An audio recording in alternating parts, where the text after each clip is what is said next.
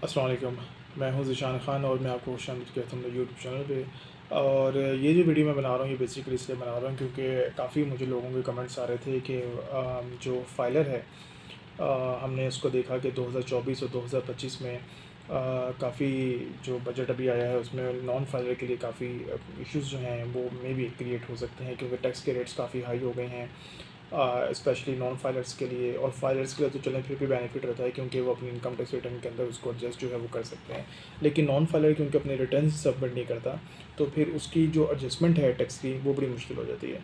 तो different scenarios हैं non filers के लिए। उसमें एक चीज़ तो ये हमने ये देखी थी कि जो प्रॉपर्टी है उसके ऊपर टैक्स का रेट काफ़ी हाई हो गया है। इसी तरीके से कैपिटल गेन जो है उसके ऊपर तकरीबन 45% का जो स्लैब है वो पड़ेगा कैपिटल गेन के ऊपर नॉन फाइलर के लिए। और प्रॉपर्टी के जो टैक्सेस हैं वो भी तकरीबन डबल से ज़्यादा हो गए हैं इस साल।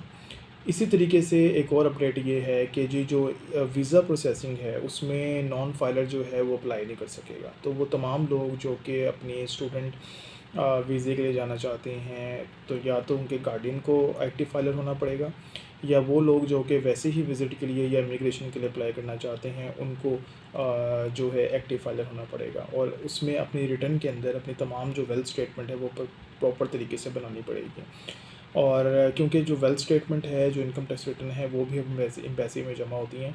और एम्बेसी जो है वो आपकी इनकम टैक्स रिटर्न की बेस के ऊपर ही आपकी असेसमेंट करती है कि आपके जो हैं कितने असासाजात हैं आपके, आप उसको सपोर्ट भी कर सकते हो कि नहीं, आपके पास कितने फ़ंड मौजूद हैं, बैंक अकाउंट कितने हैं, उस पर बैलेंस कितना है, प्रॉपर्टी वगैरह ये सारी चीज़ें। तो अब आपने अगर एम्बेसी में अप्लाई करना है, वीज़े के लिए अप्लाई करना है, तो फिर आपको एक्टिव फाइलर होना पड़ेगा। और अमूमन मैंने ये देखा है अक्सर जो मेरे क्लाइंट्स हैं या वो लोग जो कि अपनी मतलब अप्लाई कर रहे हैं वीज़ा वगैरह के लिए, कम से कम 3 साल के जो हैं वो इनकम टैक्स रिटर्न्स जो हैं एम्बेसी वो रिक्वायर्ड करती है।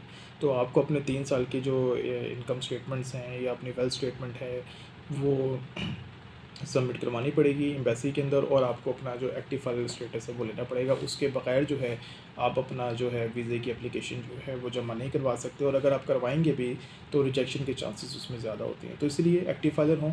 और वीज़ा प्रोसेसिंग के लिए भी अब नॉन फाइलर के लिए इश्यूज़ हैं। तो अब आप बेहतर ये है कि तमाम लोग अपनी रिटर्न जो है वो सबमिट करवाएं और एक्टिव फाइलर स्टेटस हासिल करें, ताकि आप लोग अगर बाहर जाने का आपका प्लान है, अब्रॉड जाने का आपका प्लान है, या वीज़े के लिए आप अप्लाई करना चाहते हैं, तो फिर आपका जो केस है वो आसानी से सबमिट हो सके। तो एक छोटी सी अपडेट थी जो मैं देना चाह रहा था कि आपने अपनी अब्रॉड के लिए, बाहर जाने के लिए भी आपको एक्टिव फाइलर स्टेटस हासिल करना पड़ेगा। ठीक है जी, चैनल को सब्सक्राइब करना मत भूलिएगा। मज़ीद अपडेट मैं आपको देता रहूँगा। इजाज़त दीजिए, अल्लाह हाफ़िज़।